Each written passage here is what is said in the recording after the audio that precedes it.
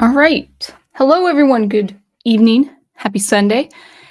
Happy third Sunday of Advent, and also happy week before Christmas Eve. Let me go ahead and take this banner down. That was my track, primitive supposition. If you wanted to go on to my website at soundengraver.com, let's go ahead and take that off, and then we'll set up the camera. I think everything looks fine on camera. Let's see. 1 second. Or 1, 2, 3. There. Good. I hope everyone is doing great today. Thought I'd wear red. It's a red room, red and black. I feel like that's pretty simple, pretty nice. But also red is Christmas, so it feels comfy and cozy. And I hope everyone is doing well. We'll go ahead and start greeting everyone in the chat. It's gonna be I think it was Brian Gilmartin who said it, if this is gonna be a chill stream, it pretty much is. Like you saw the assorted box of chocolates for the thumbnail. It's my assorted thoughts. I have a lot of different thoughts. They don't really relate to one another. Just some thoughts I've picked up over the week. And yeah, good. My prof says, "You look so lovely." Thank you. Thank you, my husband, who is so wonderful. Let us first welcome whoever came first, which I think was Ghost Planet Max Inc. 1.0. Welcome. Glad to have you. Of course, my Professor Geek says, "Ready for your assorted wisdom." As per usual, I will say, I sure hope so. We've got Ace in. May the stream of an assortment of fun. May the stream be an assortment of fun. It'll be, I think, fun topics, but topics I like to talk about. And hello to the humans in the comments. Welcome, Brian Gilmartin, with your chill stream comment. Final Fantasy fan, welcome. Good to see you. I don't know if you've ever played the first Final Fantasy fan, but it's a hard game. I am slogging through that game so much. Andreas Hernandez is in. The words of wisdom today, Sir Hernandez, is a few things. We're going to be talking about reading, writing, and thinking today, because that's all important stuff, right? And also we've got Daniel Heron, who has been a member for 7 months now already. It just doesn't seem like it's been that long, even since I started having memberships. But yes, Merry Christmas, everyone, and even Professor Geek. Well, Daniel Heron, I hope you're doing well, because last I heard from you, you were pretty ill, and I hope it's getting better with some good, proper sleep, and I hope you can take some time off, as much time off as you can. So hopefully you're doing well. D. Pensek is with us.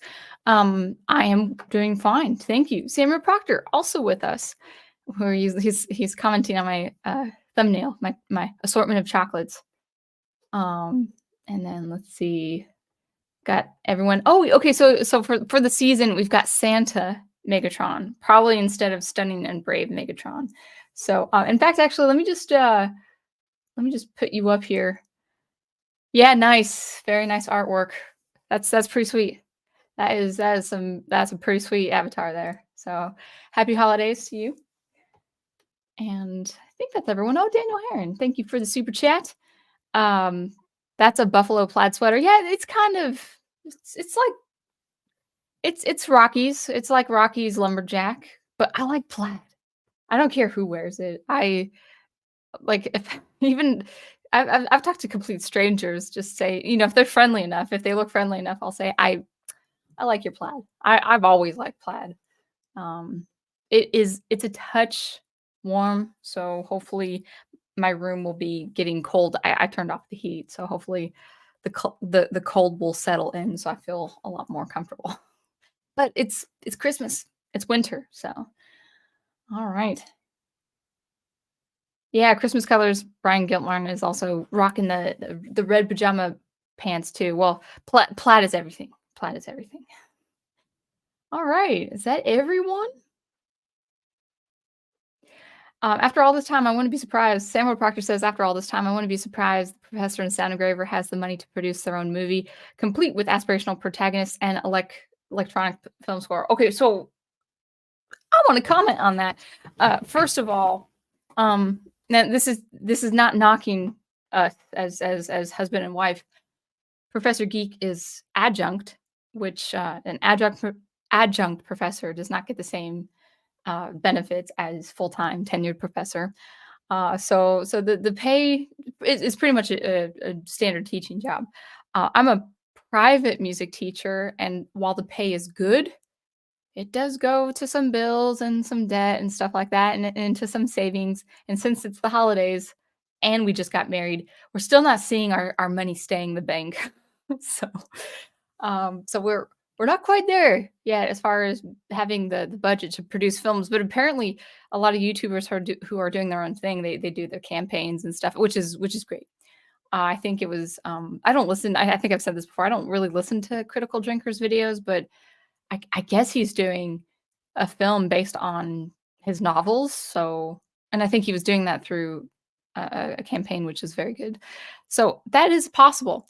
Now, of course, Prof and I are writing our own stories involving protagonists who are aspirational. Some for me, but probably more for him, or at least tales with some good messages. Uh, and yes, I mean, I would definitely produce an electronic film score. This week, I've been working on developing an electronic snippet of his upcoming Heroic Archetypes podcast. He liked what he heard so far. It's still very muddy as far as sound design and sound quality, but he liked the overall structure and melody and instrumentation and stuff like that. And so I'll have it polished right before his podcast. And of course, I'd like to do electronic music for my own stories. Now, in addition to that, I'll be careful. I don't want to say anything my prof would not say on his own channel. But as for me, and I was actually going to mention this anyway as part of my writing topic today. For come 2024, so well, not come 2024, during 2024, I would like to write a short story a month. I've already written a short story. I wrote a short story last spring. It's about 5,700 words. I'm in the process of writing another short story based in the same world, a little bit different in the chronological timeline. I said two things that mean the same thing. The different events, different time. Let's see. You know what I mean? Different events involving different people, but kind of in the same context of that world building. So that's my second story. And then I'd like to write about 7 or 8 more stories, 7 or 8 more short stories involving the world building, involving the universe of my major novels and series and stuff in the future. And I would actually like to publish between 9 and 10 short stories as a compilation or anthology. I'm not sure how you would describe it. Probably compilation, because I think they could be really good. And I like short stories. I'll talk about short stories a little bit later today. But we'll talk about reading and writing and stuff like that. I've got some stuff on my mind.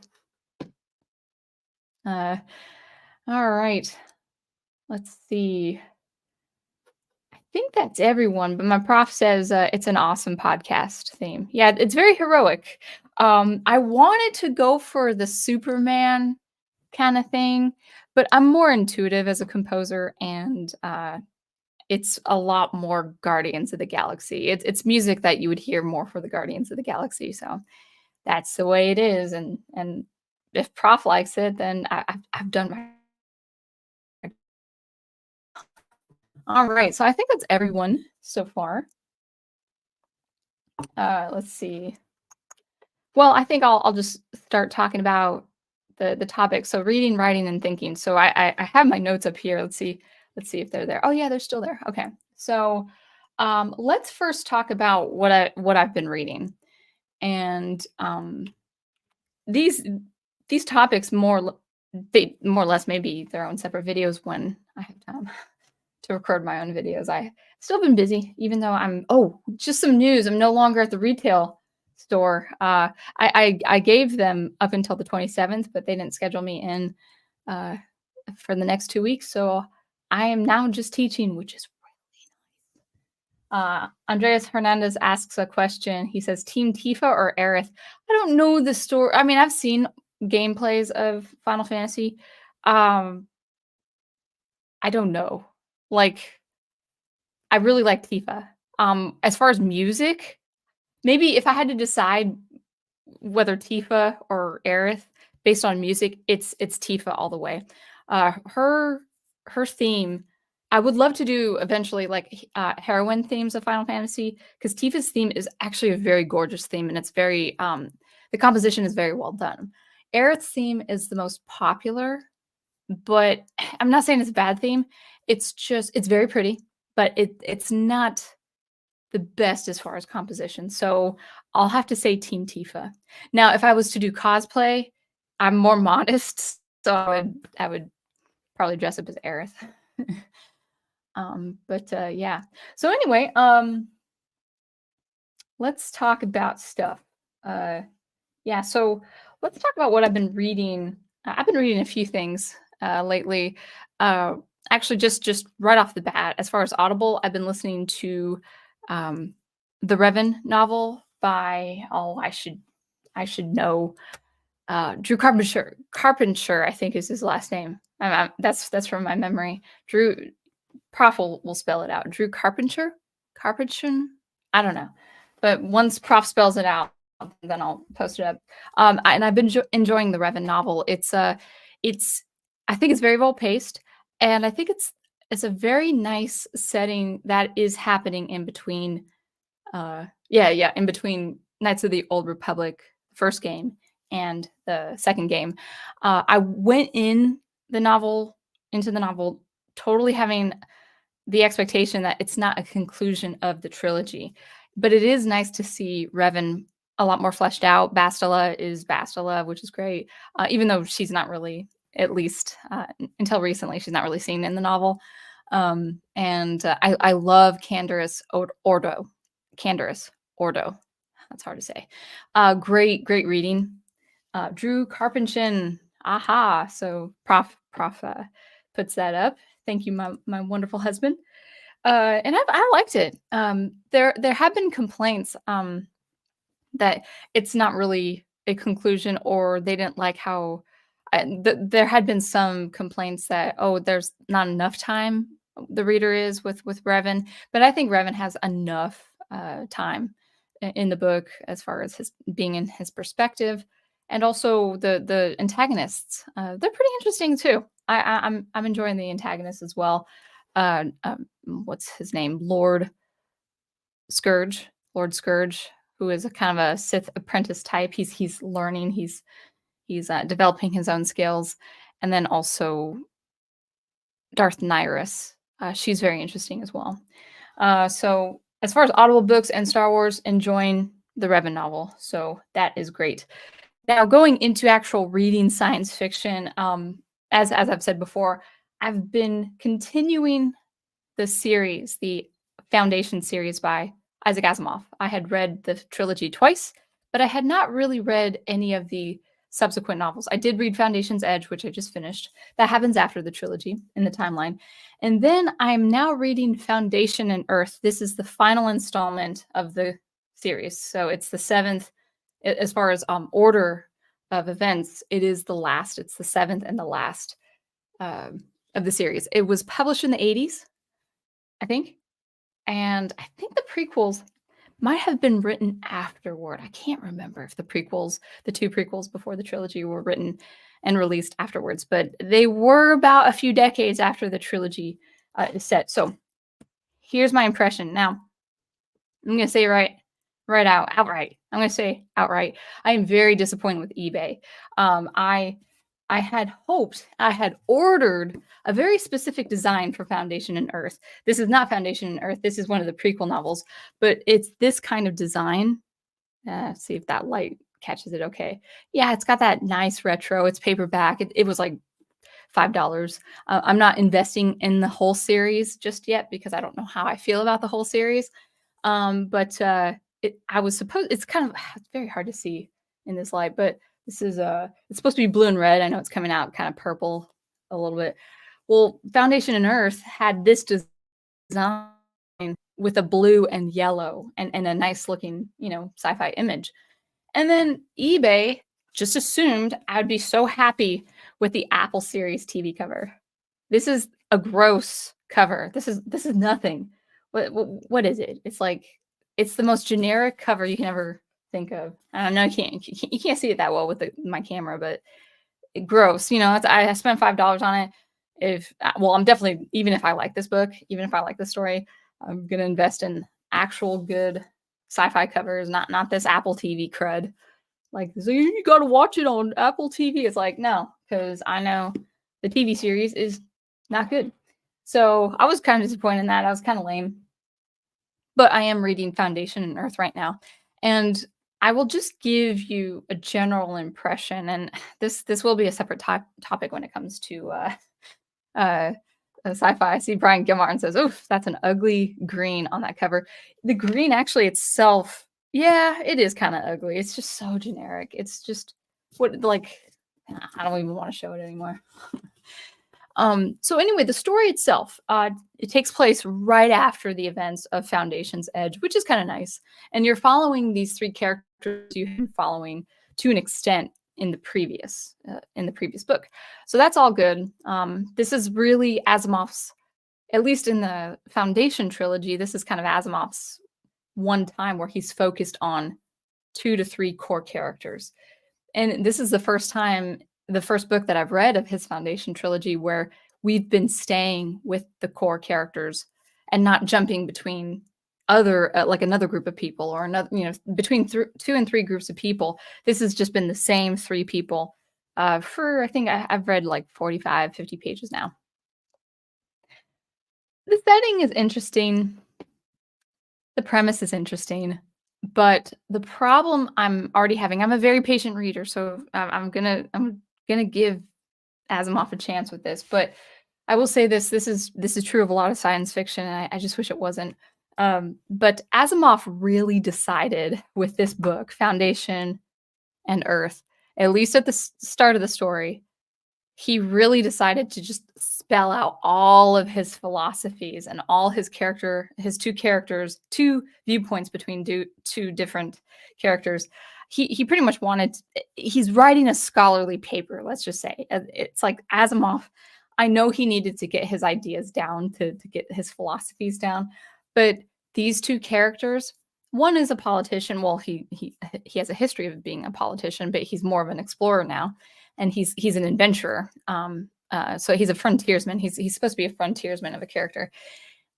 So granted, he is a politician. He has had some experience with speech and stuff like that, but in the dialogue between him and another character, it's just been philosophy after philosophy, and even the language he's speaking he's using conditional logic. If this, then this, in a very, very much a way we just wouldn't speak.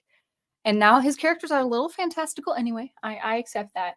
But this is straight out like Asimov should have done. He should have submitted his philosophies in a scholarly journal in the stacks of a college campus, because the characters are just they're too much. Like they'll argue. These 2 characters will argue, and then when you're finished with one argument, well, first of all, the characters make a point, but then they have to flesh out that point with like this philosophical argument. And then once you're done, you think, like as a reader, you think, okay, they've made their case. Now we're moving on with the plot. And then maybe there's just a little bit of an interlude where everything looks normal and it looks like the plot is continuing. And then one of the other characters to talk about their philosophy of things. And I won't say it's poorly written, but it really, really is unnecessary. I'm like, it's like page 40, and we haven't gotten off the planet yet to search this other planet. It's all conjecture. Really, it really is conjecture. And even if the characters feel passionate about something or emotional about something, I'm not feeling it. And I think before a character's emotional about something, I think you should at least equip the reader, or I should say, you should get the reader feeling what the character is feeling. Maybe not all the way, as if you're experiencing the situation or the conversation, but it's like, well, yeah, I know you're angry about this, or I know you're passionate about this, but like, you're just You sound to me like you're just trying to win an argument and trying to say my point is better than yours. And I would say maybe there's a little room to put that in between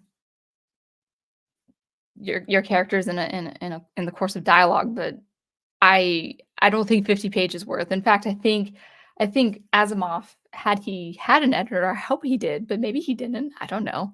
This was back in the 80s, so maybe people were had little bit more lenience with him, especially since he was already a household name in science fiction. Um, where was I going with that? He could have condensed. He had about 50 pages of his start of the book. It could have been under. It could be right at 10 pages. All he wanted to say in 50 pages, I'm thinking, this should have been 10 pages and we should be pressing forward. So my impression of this last book is, I would say it's conceptually interesting what's happening, but it's not the same mystery and intrigue and pressure as I had felt with the Foundation trilogy itself. So that's my first impression with Foundation and Earth. Next, oh well, actually, I wanted to say before, since I already had this, um, my general impression with Asimov, with the Foundation trilogy, is I might just be satisfied with just the trilogy.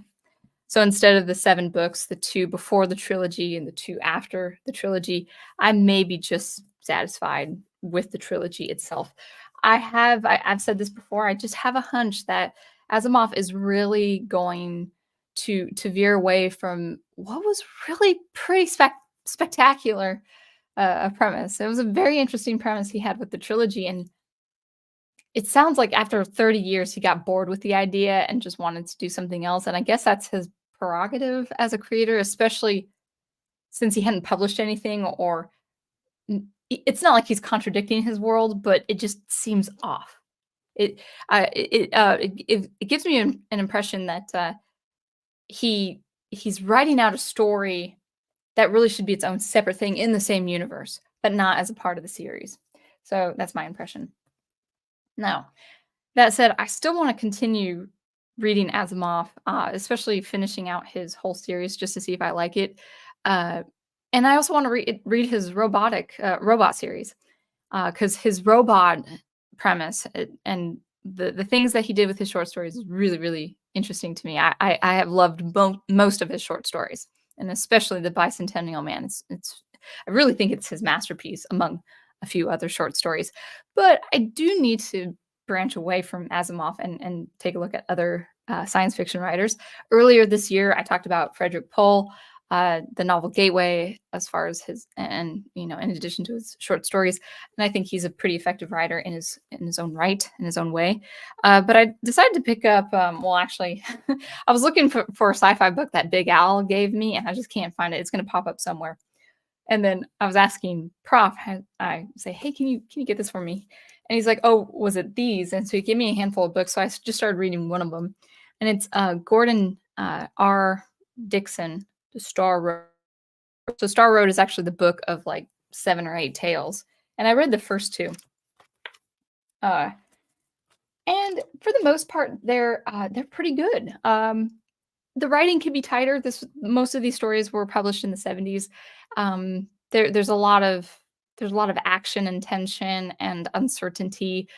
People don't really behave aspirational, or maybe they are good guys, but there's kind of like a rough edge about them. There's mode for survival.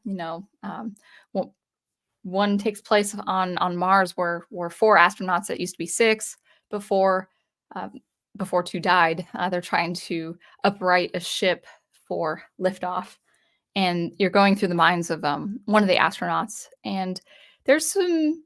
I might talk about the premise of every single tale in another time. The thing with his writing, Dixon's writing, not to be confused with Chuck Dixon. This is Gordon R. Dixon. Is that he has very fascinating ideas so far. I've read 2, but he is a very slow starter. Like he starts out his stories kind of clunky, kind of not good, and but they are short tales, so I would say, well, I'm just gonna finish the tale to see if I like it. And then when he starts going, when he builds momentum in his narrative, I was like, okay, yeah, you are a good writer. But so far, the two tales that I've read, it's like this is really clunky. I might put it down, but I'm like, no, let me just see what happens.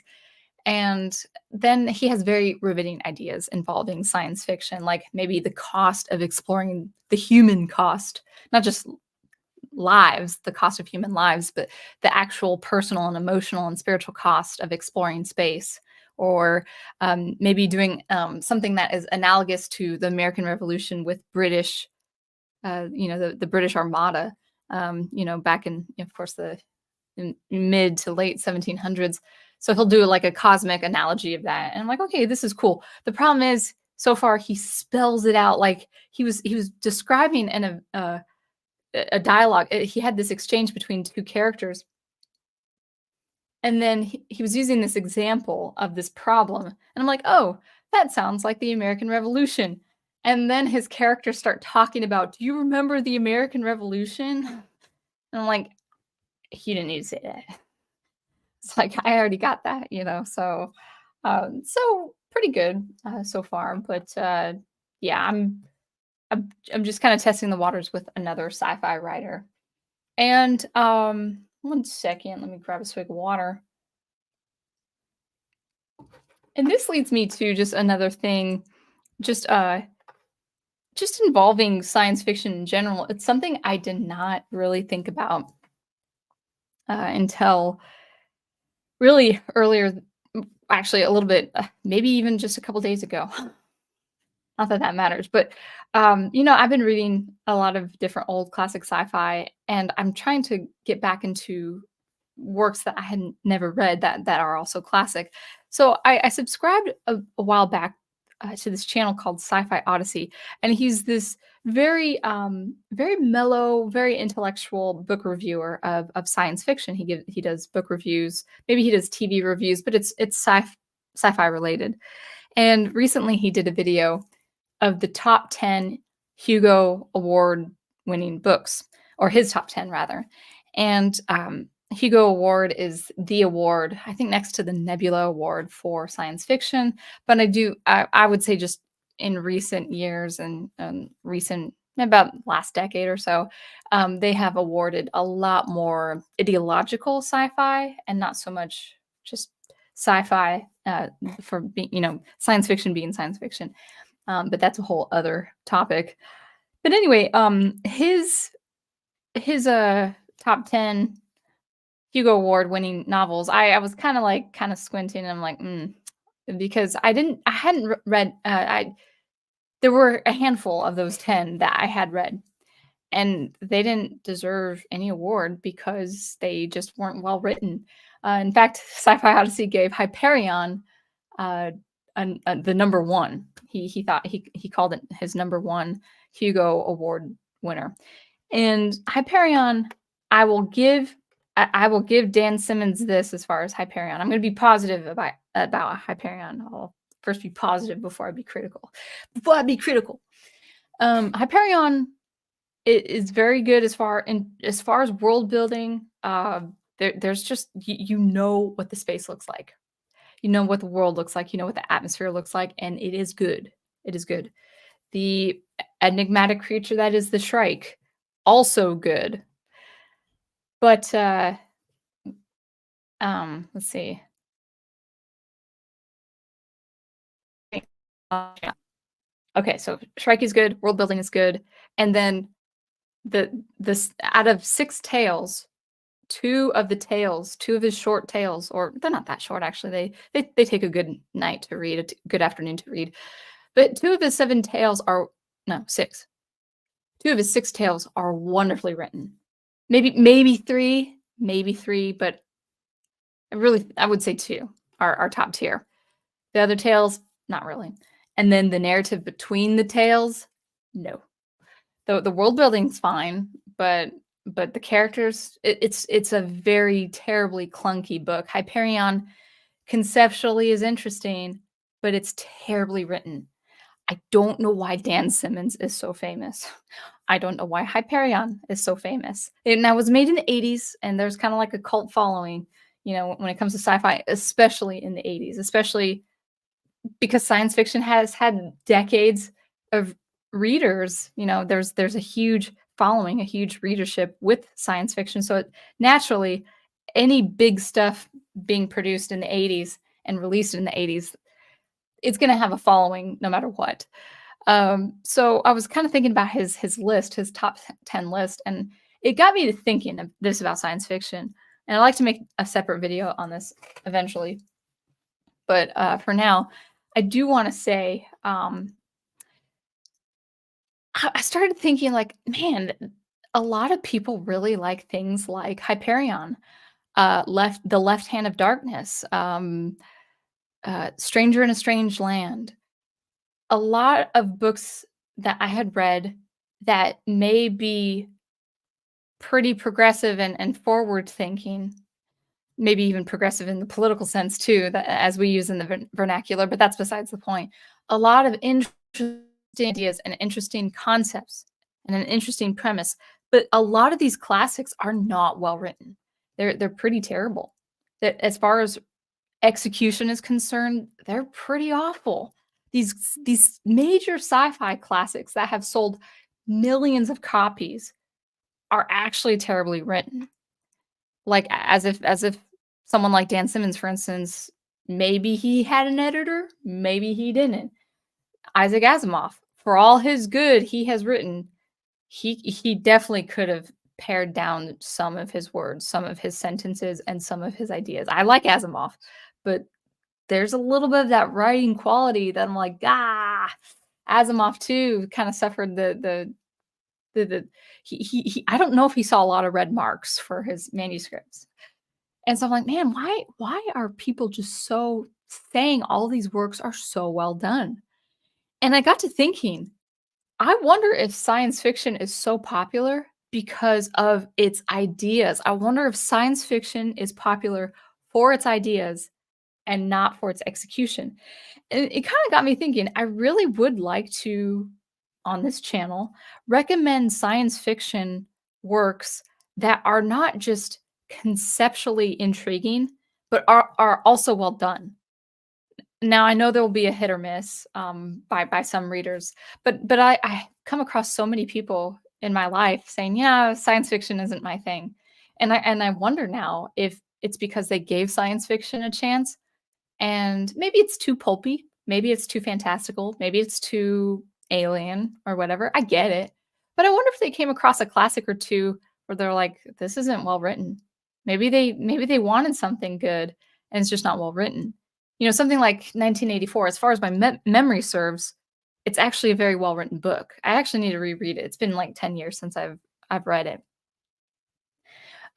So I'm wondering if people had this kind of cult like following to things like Hyperion, to things like the Red Rising series. I get so much flack for that. We might talk about that later. But because I'm a person on YouTube having a very strong opinion about something like Red Rising and not liking the first book, I get like people there's a Red Rising cult out there they've made the call. And they said this sound engraver chick, she's being outlandish with her strong thoughts against the Red Rising series. It's like, because I chose not to read a book. I chose not to read a second book because I didn't like the first book. Well, why didn't you like the first book? What was wrong with the first book? I was like, first 5 chapters were great. Then it was all about teenage angst and Hunger Games, like real brutal survival mode that could work, but in a world that actually didn't look right as far as Pierce Brown was describing. And then also teenagers shacking up and stuff like that. It's like, it's amazing. Teenagers shacking up in the fight for survival. It's like, that's amazing, and don't you dare hate it. And I'm like, it just wasn't for me. You're insane. But anyway, where was I going with that? Hey, Studio Super, good to see you. Yeah, teenage angst is so overrated, you say. Yeah. Yeah, but anyway, where was I going with that? I can't remember. Oh, but I was thinking about, science fiction being popular for its ideas. I think science fiction should be popular for its ideas and for its execution. For instance, I would say something that is well done with a very interesting idea is 2001: Space Odyssey. And I also like the second book. It gets a little that fourth book is really weird. It's kind of another one of those things where I wondered if Arthur C. Clarke was what was he going after with the fourth book or whatever. But the movie's good too. And so something that is very interesting as far as a concept and an idea should also be well executed. So, a Dig Outlaw.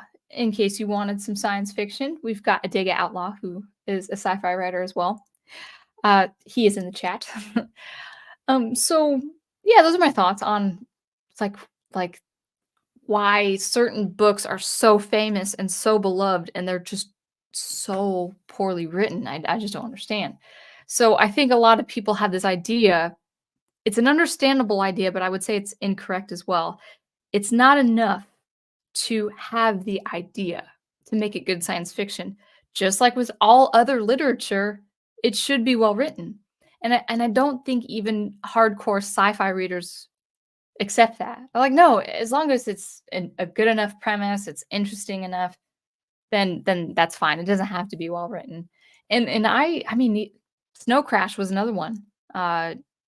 Okay, interesting world and stuff like that, but some it was like who was that? Neil Stevenson who wrote Snow Crash.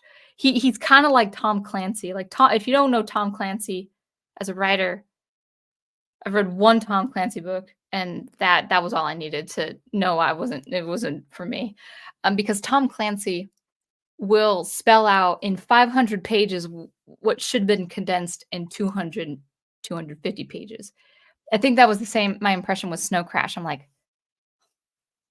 okay, come on, guys. Like, yeah. Anyway, so that's my thoughts on reading. Those are my thoughts on reading books and keeping you updated with all that stuff. Brian Gilmartin says, that's like me with some popular game series like Metal Gear Solid. I didn't think it was as good as people say it is. I'm sure that's something with the game industry as well. All right. So, real quick on writing. Just something that I think is, I would really highly encourage people, you guys who are writers, if you guys are writers, but I'm just, okay, I'll just say it. So, I was saying for the year 2024, I would really like to write between 8 to 9 short stories. I've got like one down. I'm done with one, and I got half of one down now, finishing that, and maybe yeah, between 9 or 10 short stories, and then actually needing to finish this novella, this really dark thriller I have that I wrote many years ago. I wrote half of it. Still haven't written the second half, and it's a novella. It's pretty long, but it's very tense. It's probably one of the darkest things I'll ever write. Um, who knows though? But it's very dark. It's supposed to be thriller. One second.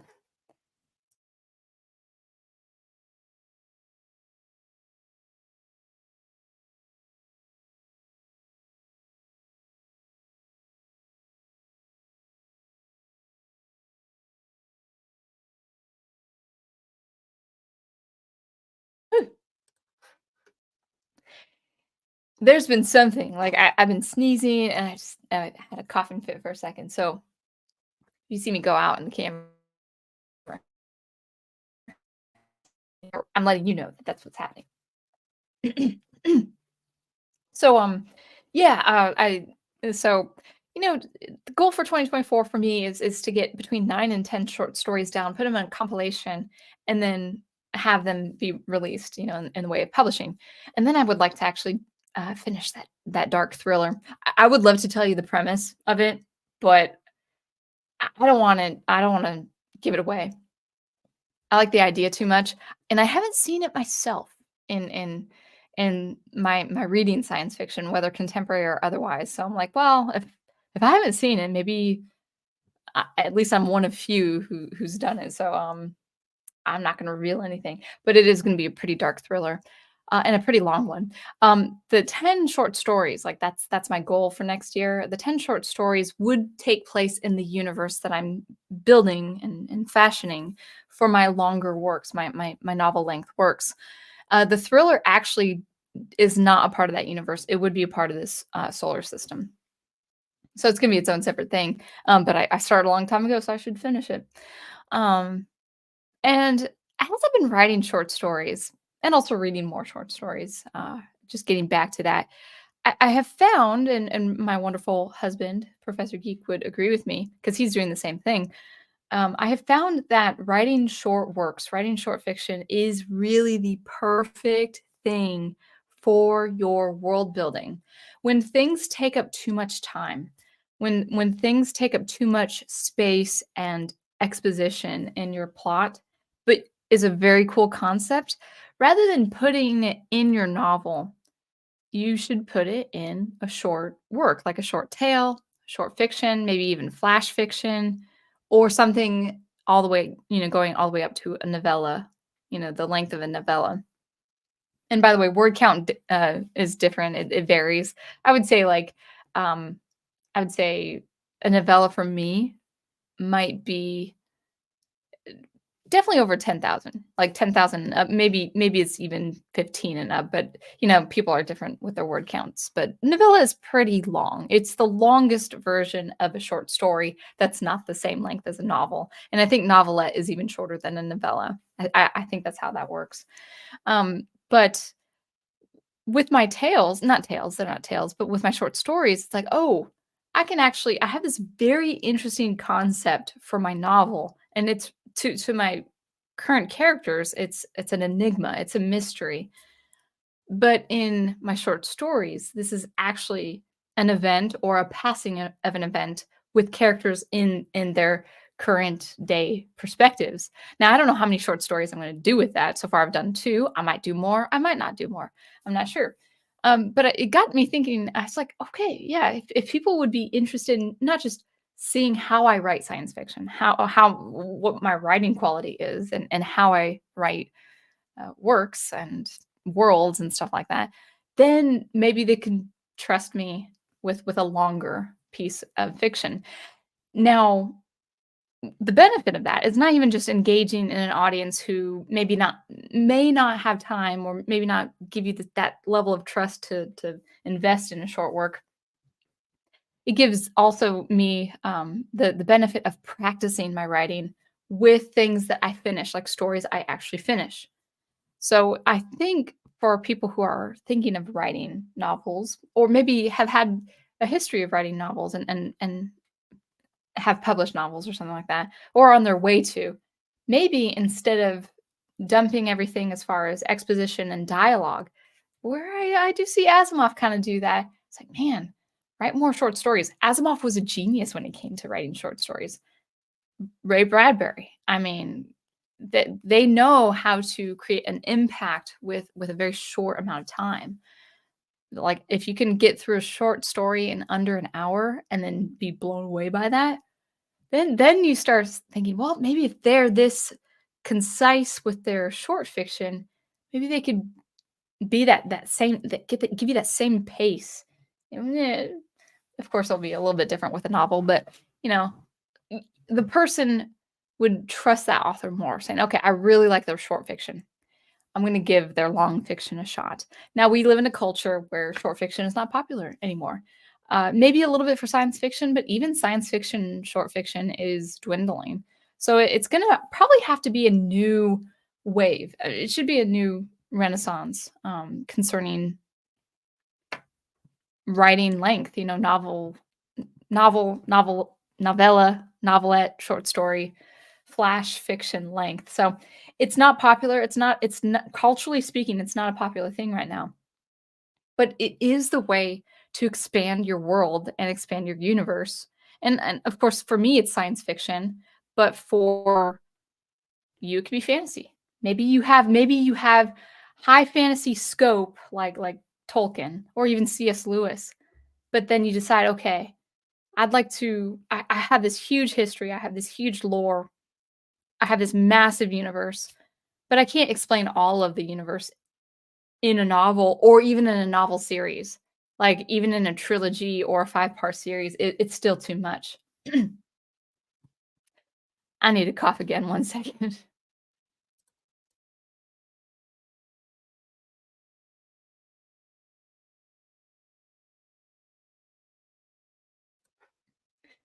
Alright, sorry about that.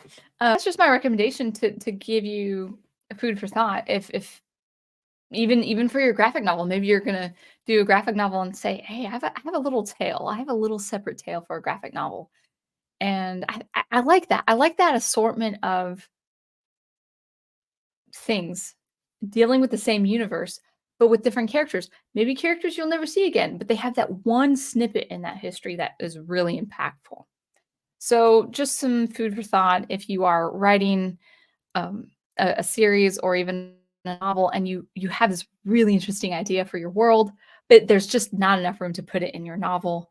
Just write a few tales. Just write like 5 short stories dealing with that universe, and maybe you'll get inspired. At the very least, too, it feels very good to finish a short story because novels take forever. They take a long time to get through, and getting through a short story like a month or even a week might feel like you just need that push. It's also good practice, and it is a different writing style.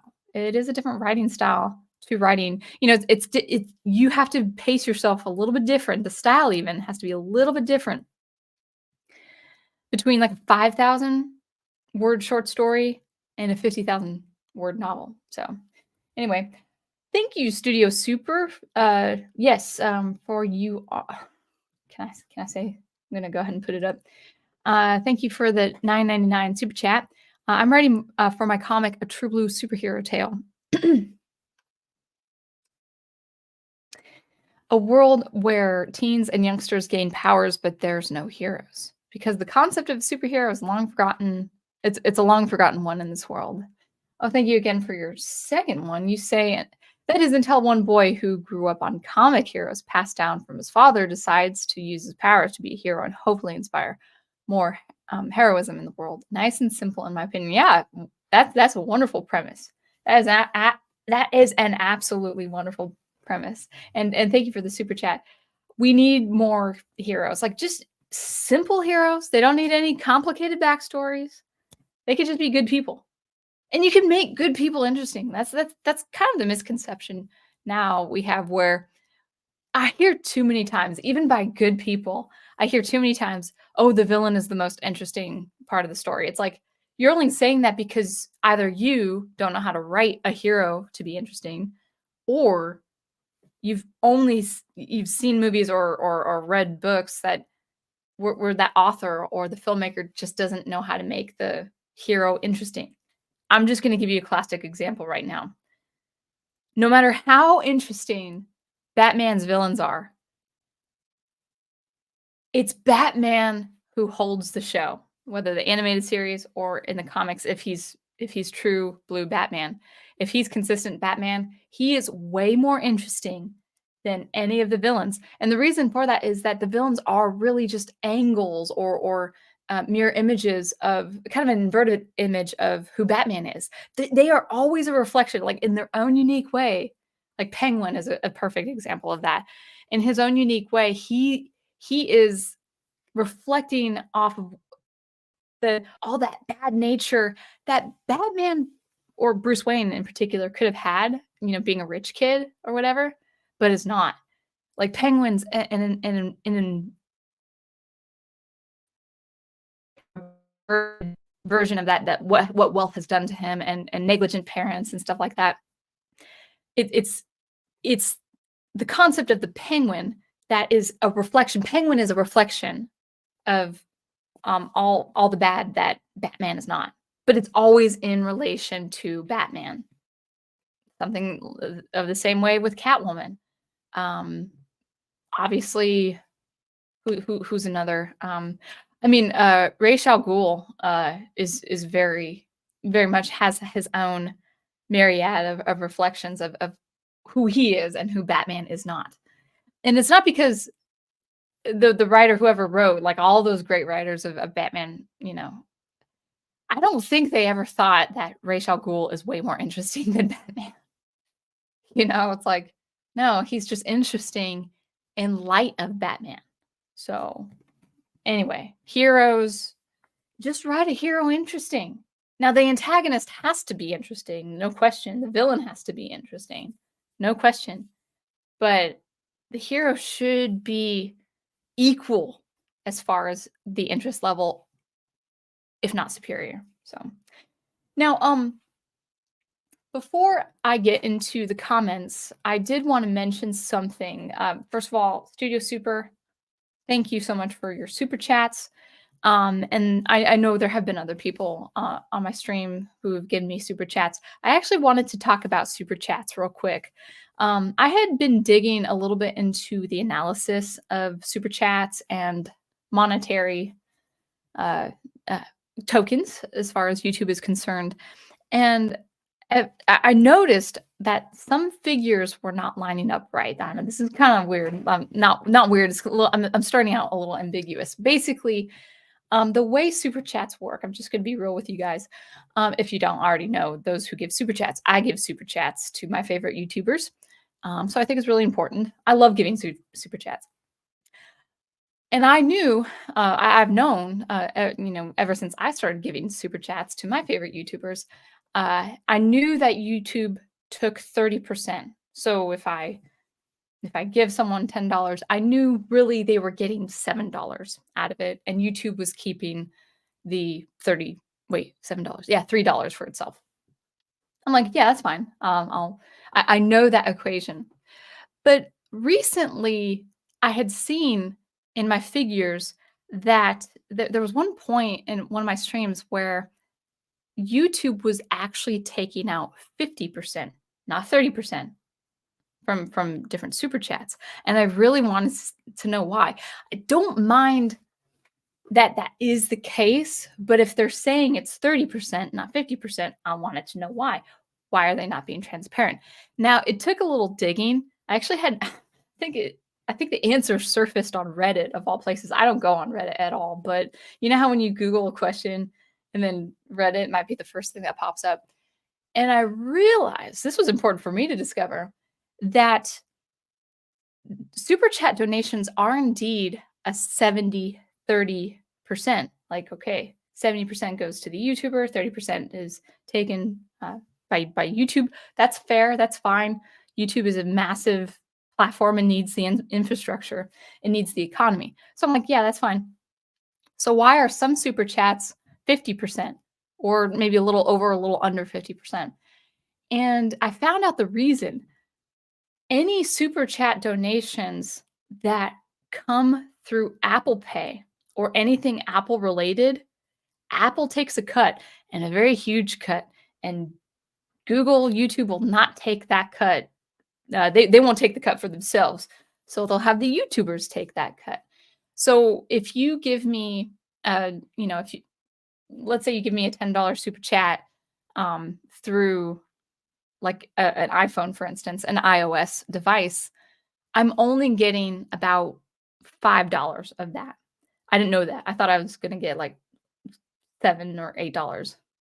Yeah, $7.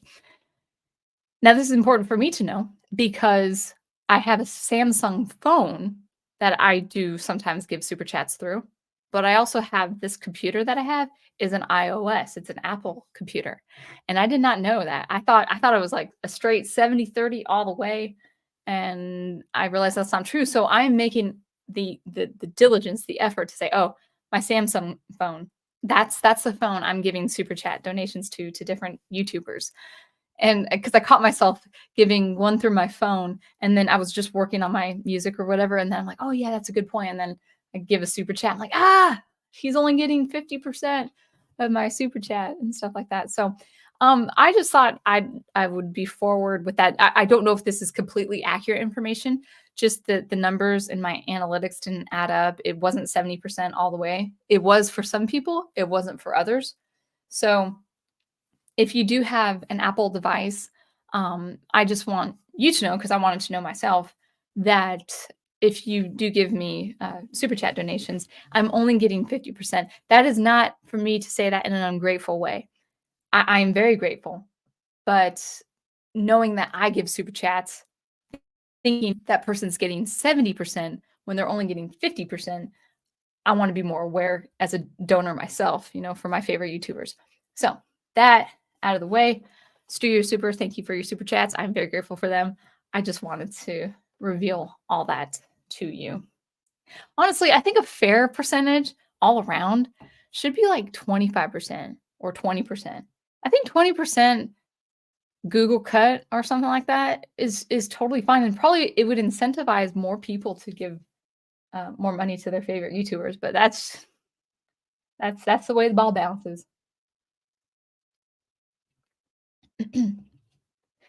All right. A problem I don't want to. Oh, this is Andreas Hernandez. A problem I don't want to run into is writing too much about world building instead of writing the actual story novel. People want the story before the world building. It's true. I only world build to organize concepts to make sense for the story. That's also how world building should function. Even if it's in your drafts or your skeletal structure and it's not even in the narrative or the prose, not yet, you know. And you also have to like from this is a great example like with Harry Potter, J.K. Rowling, I never read the books, but she could describe Hogwarts in a new way because Harry Potter was seeing it for the first time through his perspective. He's seeing the world for the first time. But if your fantastical world is the mundane, you don't describe in the prose or in the narrative this spectacular thing if it's in a person's perspective and they're seeing it as dragons flying around is part of their mundane. There's not going to be something majestical about that scenario, even though that's a magical thing for us. So that's something to consider. Studio Super says they usually say that about villains because it's the devil that gets into the best lines. That's the case because at the end of the day, that's the only victory they're going to get. Excuse me, I can't imagine interesting villains, like really interesting villains, would hold their own without that counteraction with a hero. I mean, yeah, okay. Darth Vader's interesting. He's beloved by so many people as like the iconic villain. But he's not anything he wouldn't be interesting by himself. He's interesting because of his relationship Luke Skywalker. It's true. Santa Megatron says, yeah, the villains are what Batman could have been had Batman chosen to lead a life of crime and lose himself after his parents died. Yeah, and Batman had every opportunity to lose himself in his money. Like he had every opportunity to live a life of vice, and he doesn't. Oh, that's why he's so cool. Studio Super says, blast you, Apple, you maniacs. I send my stuff from my iPhone. Those crooks. I'm sorry to say that. I wanted to say that before I forgot. I discovered that like I don't know, it was like yesterday or something like that. Um, and I know a lot of people have iPhones. I've never had an iPhone myself. I love Apple only for Logic Pro. I love Logic Pro. I don't think I'll ever stop using Logic Pro. And people say, "Oh, you got to do this other digital audio workstation, and you don't need Apple for that." I'm like, I'm always interested in taking on a new digital audio workstation for my music production, but it is such a steep learning curve to it's like you need to do Ableton, you need to do the one that I think I would love the most is Reaper. That looks the best to me, but it would take a long time just to learn the basics and get my workflow back in order because it's so much. So yeah, I wanted to mention that Studio Super because like you've been so generous for both Prof and me, and I'm like if there's just a chance, there's just a chance you didn't know how much they were taking out. I wanted you to know because I would have wanted to know too. All this time, I've been sending super chats through my Apple computer, and I'm like, not anymore.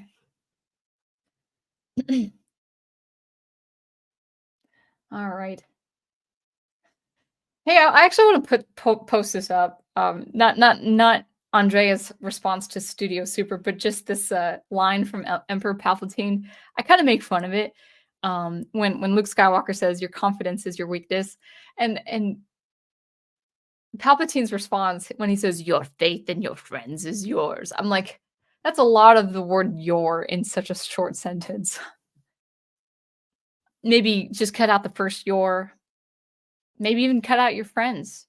Faith in friends is yours, or something like that. I mean, faith in your friends is yours. That's good too. But I'm like, man, that's a lot of the same word in such a short sentence. And maybe in real life, it'd be believable. Hey, people would say that in real life, and that makes it more realistic. It's like you don't really want to write your dialogue the way people talk. So even if someone said a word too many times, you're not going to put that in the actual dialogue. But anyway, that was just an aside. All right. Try as many wits. I was like reading out loud.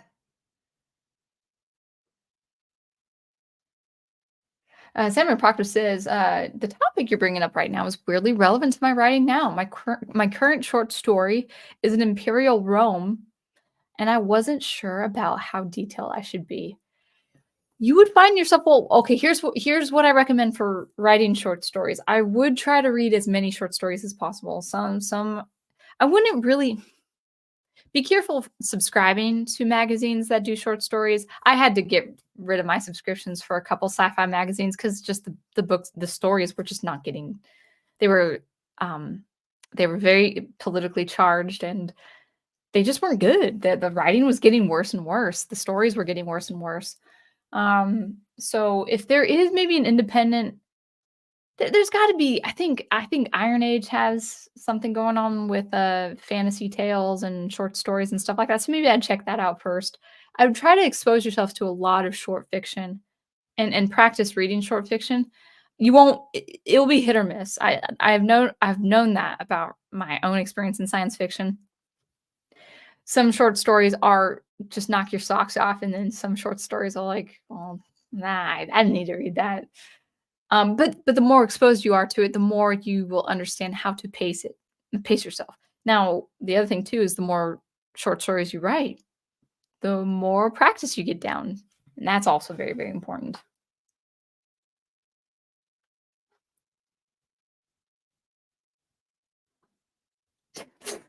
Touche. Okay, that's fair, Santa Megatron. You say, yeah, but Ian sounded cool when he said all that. I'm like, yes. I will not knock Ian McDermott's performance of Emperor Palpatine. That is absolutely true. He could say he. That's the thing with really good actors, like Shakespearean actors or people with theatrical experience is like they know how to say really bad lines very well. Like it was like, yeah, you said the most amazing line, and it's actually not really that amazing. Um, yeah, I think there's a famous story in Lord of the Rings where Philippa Boyens was not sure how one of Samwise Gamgee's lines was gonna be well done. Not concerning the actor, but they weren't sure about the line itself. And it's that famous line where Frodo in at the end of Two Towers is saying, "What are we holding on to, Sam?" And then he's like, "There's good in this world, Mr. Frodo, and it's worth fighting for." And she was not sure about that line. She's like, "That could be really campy when it should be very serious." But Sean Astin, delivered it in such a beautiful way that it stuck, and it was, as far as principal photography, and then they kept it in the edit, and he did it very well. So, yeah. Alright, let's see.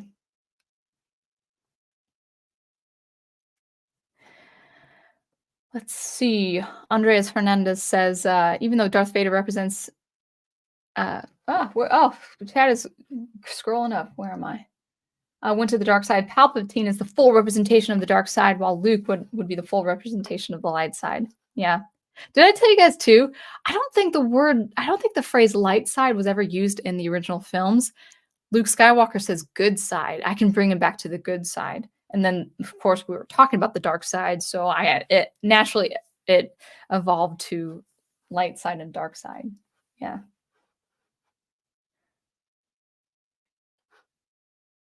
Yeah, Hernandez says, Lord of the Rings, Star Wars have a very unique style of dialogue that people in real life don't talk like that, but it works for the world that it's set in. Yeah.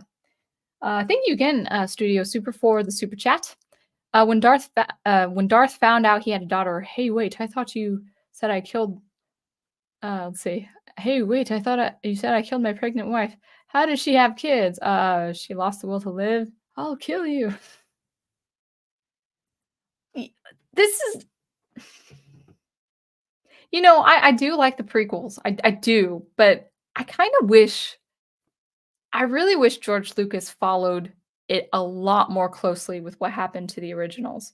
Like when Princess Leia says in episode 6, I can't remember my mother, my real mother, she died when I was very young.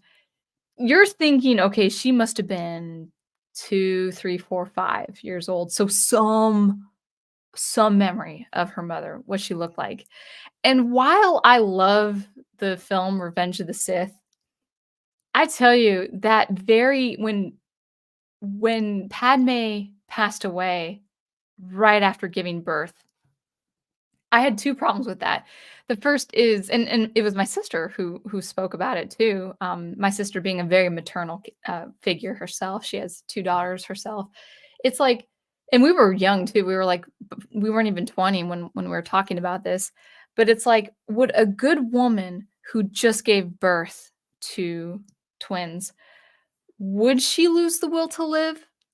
Yeah, yeah, losing her husband is absolutely tragic, no question, and maybe 3 or 4 or 5 years down the road, she loses the will to live because she's just so heartbroken with what's happened to Anakin Skywalker, and maybe the nursemaids or the nannies or friends who are very close, raising her children, who have helped raise her children, maybe they take on their them as their own guardians, after Padme passes away. But when she dies, I know she's so heartbroken, but when I can't get past that scene when she dies right after, Obi-Wan takes up the baby, especially Luke Skywalker, and then she passes away. I'm like, oh, I wish George Lucas went back to the originals and you know, maybe Padme lived a life of solitude and heartbreak and grief or something like that, but that's one thing I'll never get quite over with that scene. Still love the movie, but I was like, "Lucas, come on, get a little closer to what you had with the original story."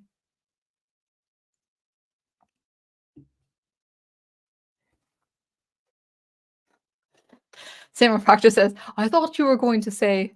Wait, no, that's Sam's accent. I thought you were gonna say Sam's line, "Potatoes, boil them and stick them in a stew."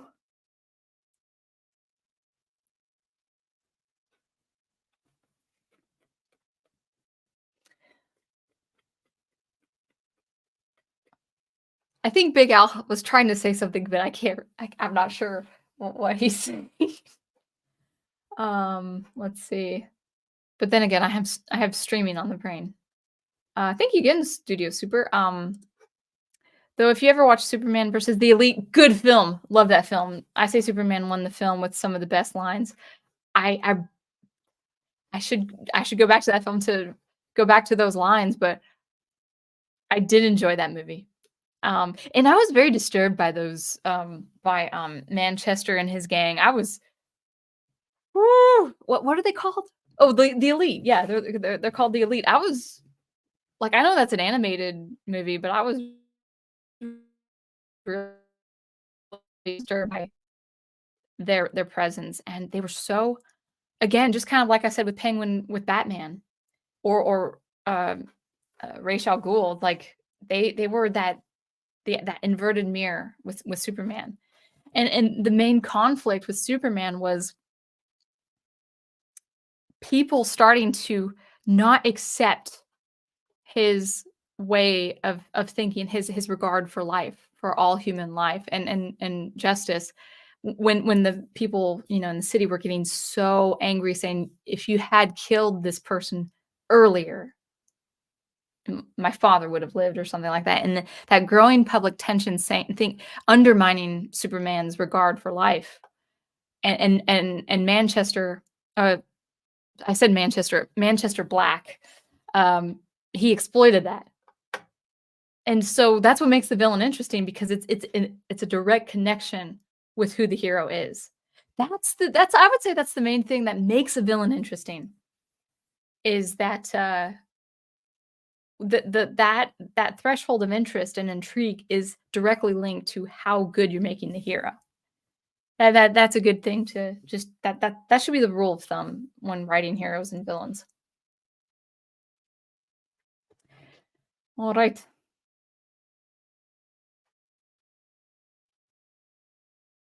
Let's see. Because Gigawatt is my member. Boil him, mash him, stick him in a stew. Oh, yes, we could spoil nice fish. Such a good performance, and it's a computer-generated character. Thank you, Andy Serkis. All right. I wanted to say more, but we're almost at the 7 o'clock hour. That was so that went by so fast. Let's see what else I had. I was going to talk about thinking. Yeah, I was talking about reading, writing, thinking, writing short stories. My impressions of certain science fiction I'm reading. Oh, but I do kind of want to talk just a second, but I got to wrap it up in about 10 or so minutes. Oh wait, no more Superman. I can't look. No spoilers.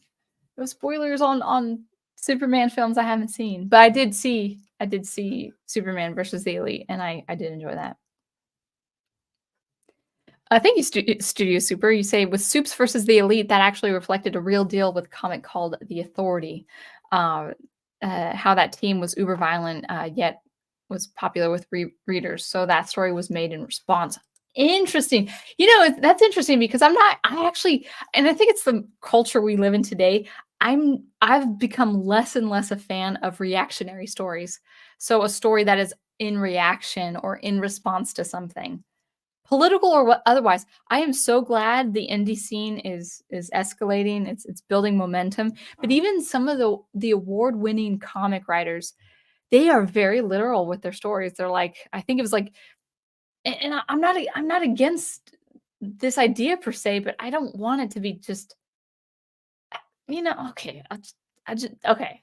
I'll be very careful when I say this, but like everyone loves Dean Cain for all his contributions to society with his acting and also with his charitable work. And he and one of Young Ripa's artists, Gabe El Taib, I think he's a colorist. They were uh, Young Ripa was interviewing him and Dean Cain, and they're doing together a comic that's pretty much like a kind of an all justice warrior, like defending like the American way. But it is so literal. It's so on the nose with what's happening currently, especially with the southern border. I think maybe not specifically, but it's kind of around that area. And I will say this: on the one hand, I think literature in some way should reflect the cultural times. I don't mean with political messaging, but you can't deny Godzilla is a representation of nuclear threats and war and something like the Hiroshima incident. And I'll say incident because I don't want to be flagged on this, but things that had happened with the Second World War and our response and I mean Americans reacted. I'm not going to say, but we reacted back then to a mighty threat, uncalled for. But all that interplay between America and Japan and allies and enemies and stuff like that, you can't deny that was a huge cultural impact that also started churning up stories involving kaiju and involving mass destruction. And so I think it is important that stories do reflect the times in a creative way. It's not, I'm not, yes, I want to say this is exactly this incident and stuff like that. But even Tolkien, Tolkien wrote Lord of the Rings in the 60s, or at least he published it in the 60s. I don't know how long beforehand he wrote it. But the voice of Saruman was analogous to the voice of the certain political parties that really brought about destruction to the beautiful English landscape. So, I mean, it is analogous. It's not completely allegory.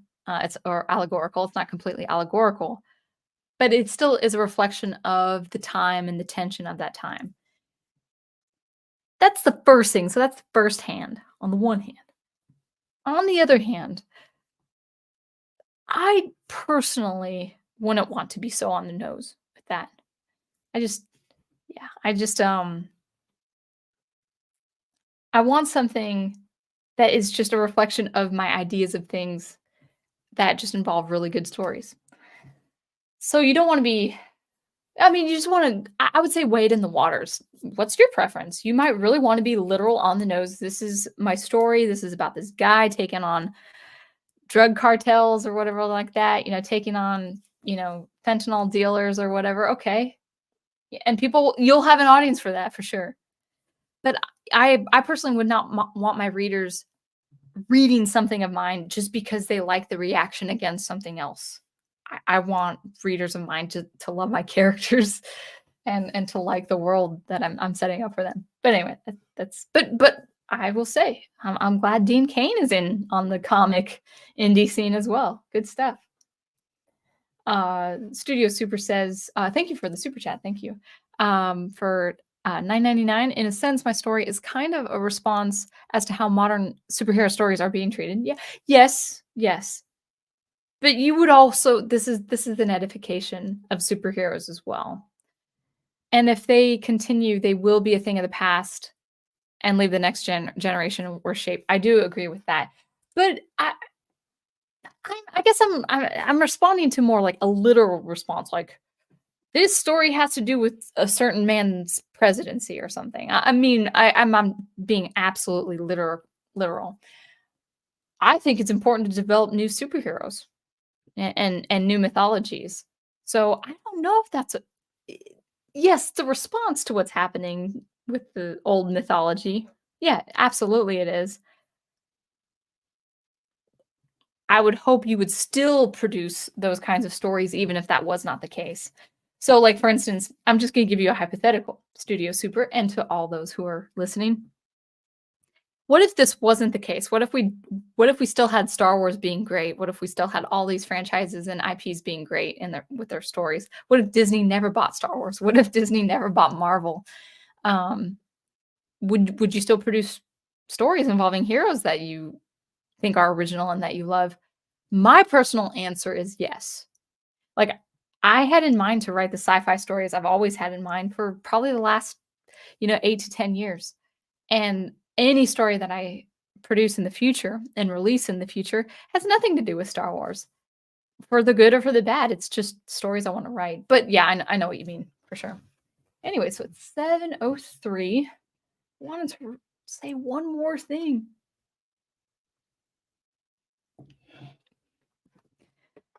Well, maybe I'll just give you a teaser before we go. Yeah, so maybe a few more minutes. I just wanted a little bit of a rant before we sign off here. So we were talking about reading, writing, and thinking. Okay, so just a little bit of just a rant before we conclude for our evening. Thinking. Let's talk about thinking. Let's talk about having strong opinions about something. No matter if you have a platform on YouTube or you're pretty prevalent on Facebook, you're doing your own thing on Twitter. I would say also follow at Studio Super Official. And if you wanted to include that tag Studio Super, please do. But anyway, having strong opinions about things. This will be a separate video. I think it's pretty important to talk about. People just in the online space will not like you for your strong opinions. Even more, they'll not like you for having standards of excellence. When it comes to literature, for instance, when it comes to reading, I value my time as a reader. So I want to spend time on books that are good, on stories that aren't just good ideas or good stories, but are also just good, just well done. That it's just good writing. That's my standard. That's the standard I have as a reader. And the two things that I've been vocal about concerning two famous books, Red Rising, the Red Rising series, and also Hyperion, but especially Red Rising.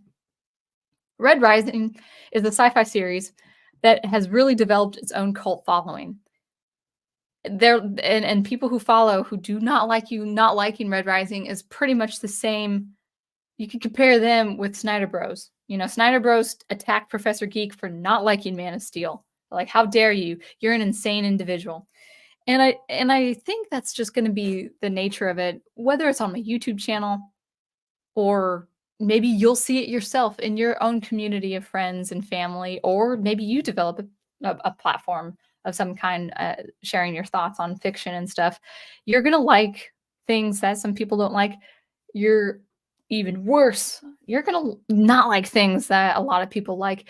And you might find yourself not liking things that are beloved by all, that are famous, like I've experienced with science fiction. And people will attack you and they will straw man you to death with really terrible arguments. For my dislike of the Red Rising series, I was people tried to hint and they try to be subtle about it in their language, but they try to use arguments that would make me look insane or that would make me believe that I was the only person in the whole wide world who had this opinion of this book. I would even have people tell me saying, "You are odd. I find it so odd that you would choose not to read a book."